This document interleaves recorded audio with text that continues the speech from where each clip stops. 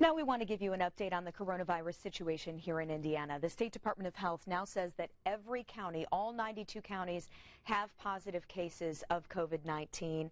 The total number right now is about 7,900. We have 343 deaths. That includes 13 Hoosiers who passed away just in the last day from COVID-19. It also includes 5 more people who have died in Marion County. Marion County continues to have the most positive cases of any county in the state of Indiana. Now, in the past week, the number of deaths reported to the state health department has nearly tripled. However, we've also seen a big surge in the number of Hoosiers tested. That number now more than 42,000.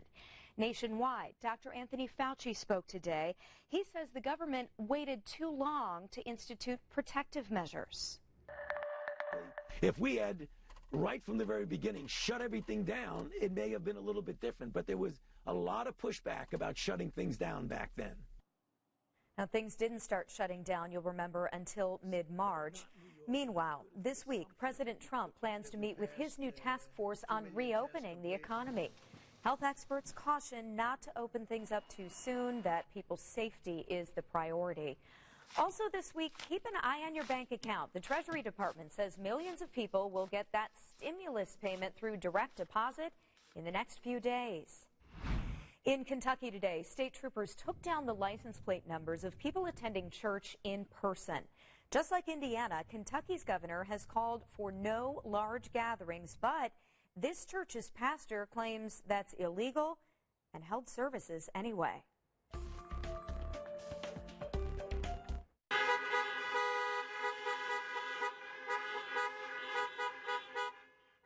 Just a huge tribute tonight to North Central High School's athletic director.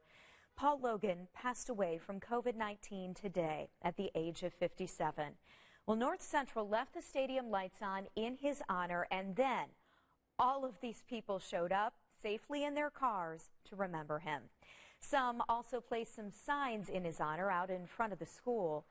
Now, Logan and several others got sick with COVID-19 at Lawrence Central.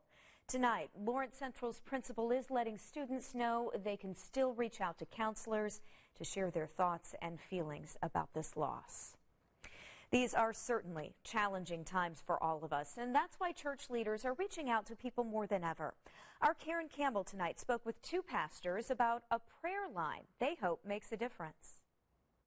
As we sit here and I sit here and look out my window, and I ask for prayer for the sick and the shut-in and for peace, Lord, for people just to have peace, God. In a time of uncertainty, one thing remains certain. The Bible says when the praises go up, praise God, it says the blessings come down. That's Reverend Charles Harrison of Barnes United Methodist Church.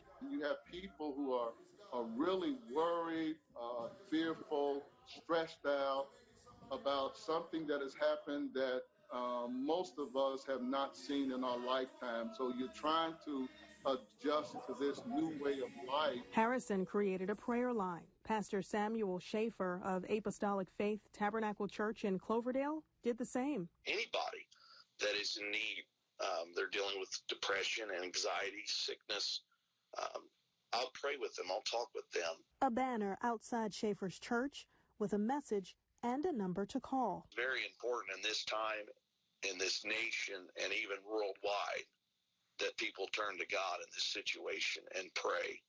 And I do believe that God will turn to them, and He will heal them, and He will help them. And lift their spirits. Don't fret. Don't give in. Don't give up. To allow us to make it through this crisis unscathed. That would be my prayer. And one of many more to come. There are 2 different numbers you can call for prayer right now. We've listed those on your screen, and we've also posted them with Karen's story tonight on WTHR.com.